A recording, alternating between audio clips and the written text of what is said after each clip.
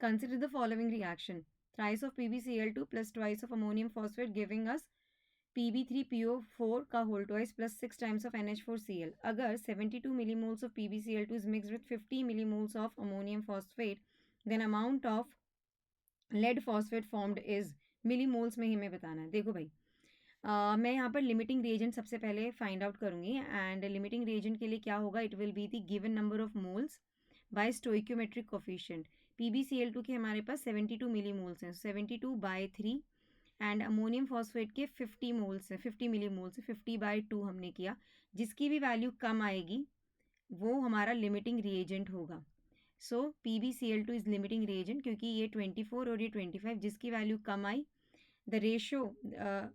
The ratio of moles to stoichiometric coefficient जिसका भी कम है वो लिमिटिंग रिएजेंट की तरह बिहेव करेगा. So PbCl2 will behave as a limiting reagent. ठीक है, PbCl2 क्या है, ये लिमिटिंग रिएजेंट की तरह बिहेव करेगा. लिमिटिंग रिएजेंट है ये, लिमिटिंग रिएजेंट है ये.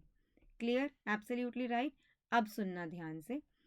Now 3 millimoles of PbCl2, it is going to give us 1 millimole of Pb3PO4 whole twice.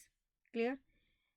Therefore, we can say 72 millimoles of PbCl2 will give 72 into 1/3 millimoles of PB3.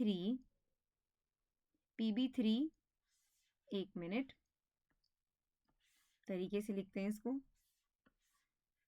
PB3PO4 whole twice, that is amounting to 24 millimoles. So we'll be writing 24 millimoles, the right answer to the question.